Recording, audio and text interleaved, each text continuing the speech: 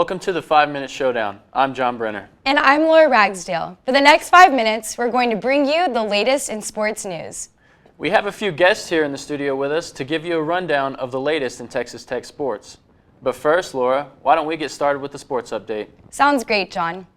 The 2017 NFL Scouting Combine comes to a close today in Indianapolis.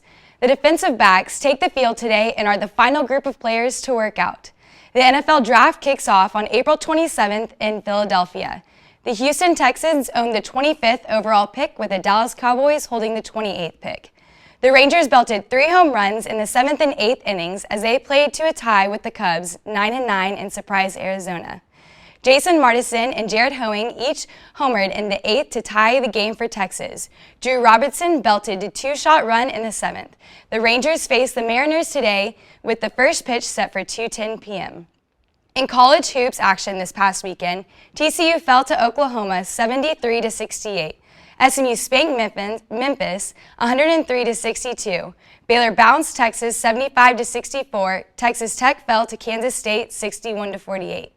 Conference tournaments are also tipping off this week. In the Big 12, 8-seeded TCU faces Oklahoma, and number 7 Texas Tech meets 10-seeded Texas, both on Wednesday in Kansas City. And that was your sports update. John, didn't you say we have some guests here in the studio? As a matter of fact, Laura, I did say that. We have Brian Jimenez here to tell us what went down at last Wednesday's basketball game. Brian? Thanks, John. Last Wednesday, Texas Tech and Texas faced off at the United Supermarkets Arena on senior night. The Red Raiders defeated the Longhorns 67-57, marking the 4th consecutive senior night victory for Tech dating back to the 2013-2014 season. The first half of the game brought 4 ties and 10 lead changes. However, Tech was able to score 14 of the opening 16 points to take a demanding second-half lead. Texas Tech finished 7th in the conference with a record of 6-12 and 18-13 overall. I understand we played Texas last Wednesday and we play them again tonight. That's right, John. So we have Texas once again in the beginning of the Big 12 tournament. Now, of course, it was a big win for senior night, as I just mentioned, but Texas, they are a versatile team, so it's certainly no game to take lightly. Anything could happen in these tournaments. That's what March Madness is all about.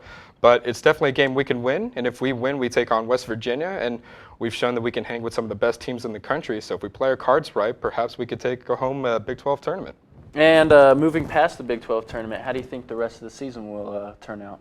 Well, unfortunately, it doesn't look like we're going to make NCAA tournament this year, but we still have a really good shot at the NIT, so if we play our cards right, perhaps we can make it pretty far in the tournament. Sounds great. And then next season, how do you think we'll be looking then? Well, we only have 4 seniors leaving, so with our main core guys, we have a very deep team and a very good new coaching staff. So if we play our cards right and stick to the system, we can make a pretty good run next season. So Texas Tech will be definitely a team to watch next season. All righty. Thanks for being here with us, Brian. Passing it off to you, Laura. Thanks, John. Now we have Leah Doherty here to tell us a little bit about Saturday's baseball game. Thanks for being here, Leah. Thanks for having me. Okay, so Texas Tech baseball started off their season this February and opened up Big 12 play March 17th at the University of Texas. Overall, Tech is ranked 6th in the nation and 4th according to the Big 12 standings. This past weekend, the Raiders made their way to Houston, Texas to take on 3 top 15 ranked teams at the Shriners Classic. The Raiders finished 2-1 with wins over Ole Miss and LSU and a loss to A&M.